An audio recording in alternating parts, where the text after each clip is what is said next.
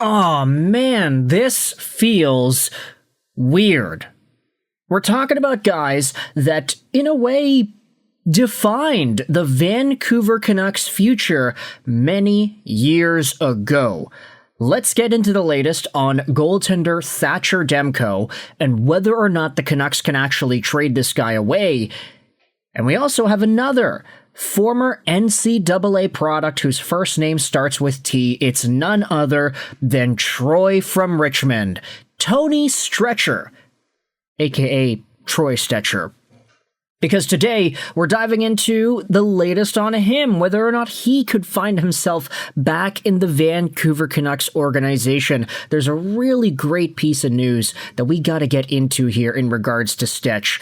But before we do that, I wanted to talk about the Thatcher Demko situation first.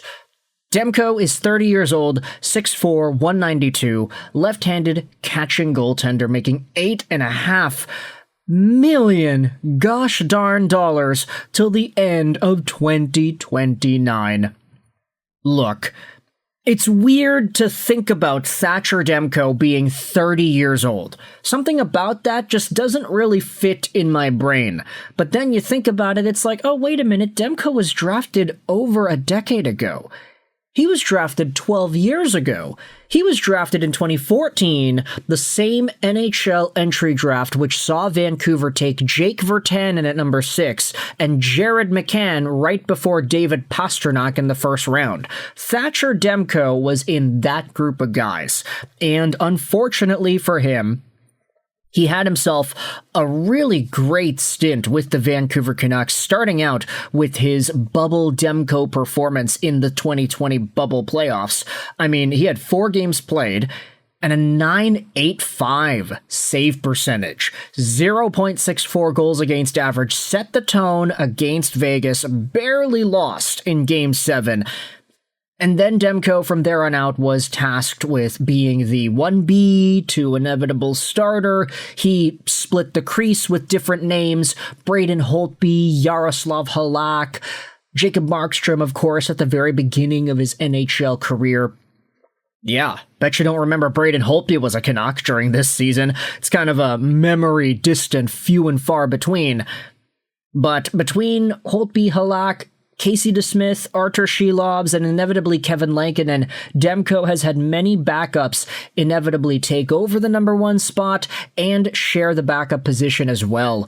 However, unfortunately, Thatcher Demko was far removed from the Vezina-nominated caliber goaltender that he was in 23-24, with a .918 save percentage and a .245 goals against in 51 games, which was good enough to help the Vancouver Canucks surge to the top of the Pacific Division.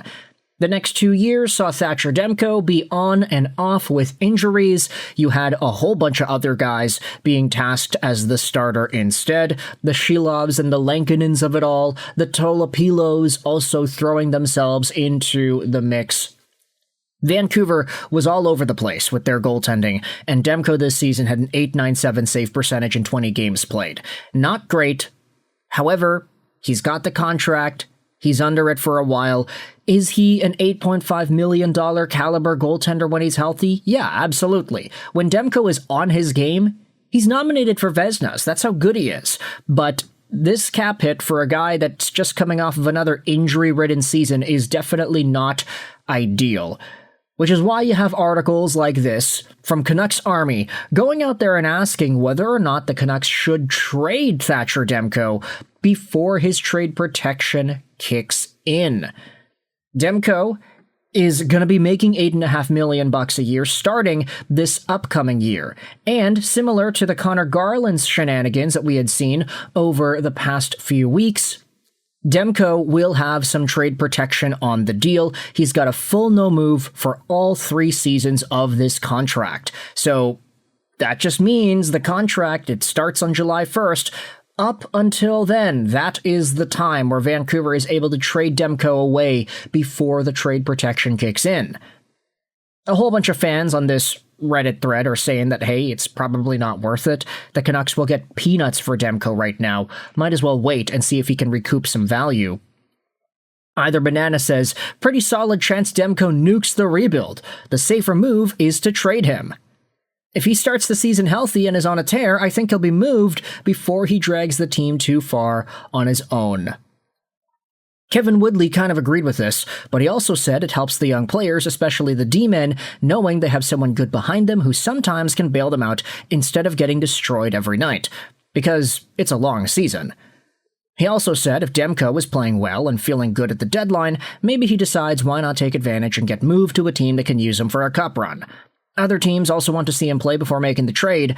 He said no one is taking him right now. So I guess that's probably the most rational way to look at it, right? Thatcher Demko doesn't have much value as of today.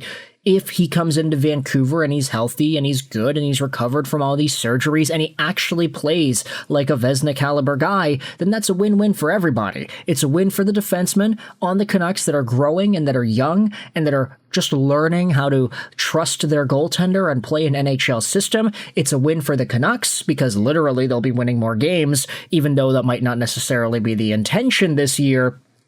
But it's a win for them because they could actually trade Demko for legitimately good assets, and it's a win for Demko because he could be getting himself out of a terrible situation where he's on the worst team in the league. Pretty great idea, honestly. Now, shifting gears, let's talk about a different NCAA athlete turned Vancouver Canuck, Troy Stecher. Troy from Richmond, 32 years old, he's a right-handed guy, and he's a free agent this off-season.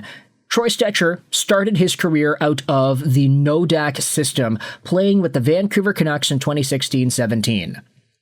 This was noteworthy because Troy Stecher was a part of a system in North Dakota that also featured the likes of Brock Boeser, so Boeser and Stecher were pretty good line mates and friends when you look at it.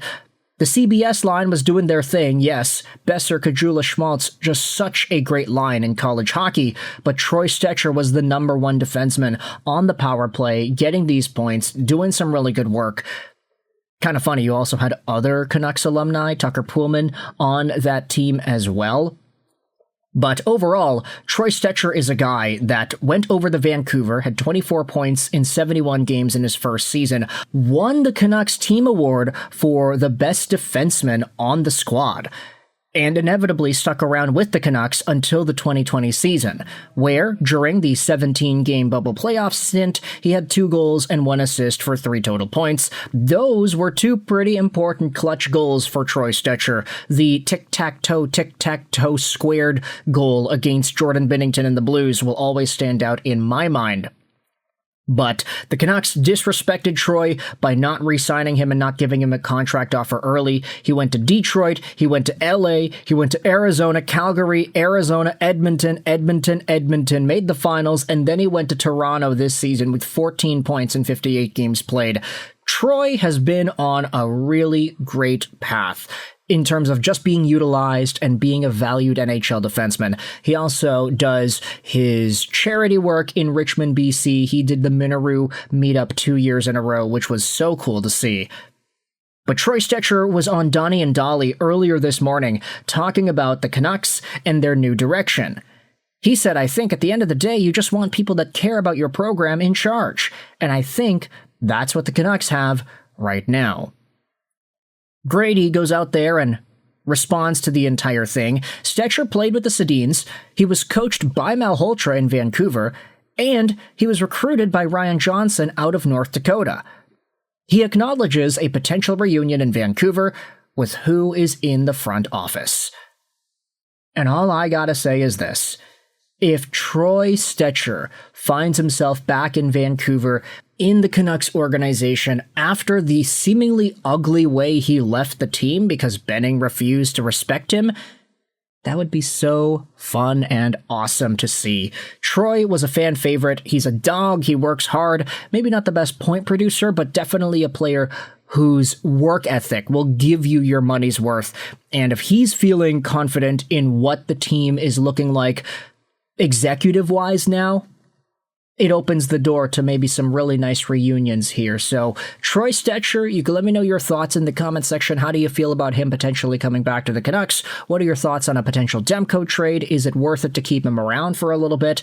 Let me know your thoughts in the comment section below. I hope you enjoyed this video. And bye.